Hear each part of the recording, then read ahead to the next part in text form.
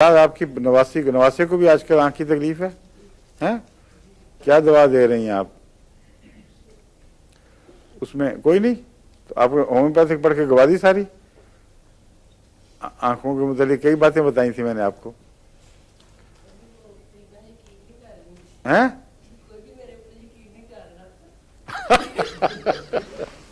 ये बड़ी मुसीबत है। कहती है मैं क्या कहूँ, मेरे घर मुझ पे कोई यकीन ही नहीं करता घर में। मेरा भी यही हाल था, फिक्र न करें। ठीक हो जाएगा। शुरू कर दें आप जबरदस्ती, चोरी करके भी छुप छुप के भी लगाएं उनको। उनके लिए एक तो यूफ्रीजिया देखने वाली चीज है, दूसरे एल्यूमिनियम और आंख की बहुत सारी दवाएं हैं। कॉस्टिकम भी बहुत अच्छी होती है आंख में जी। हाँ, लिलियम टिक भी है, अच्छी है। और इसके अलावा मेरा ख्याल है कि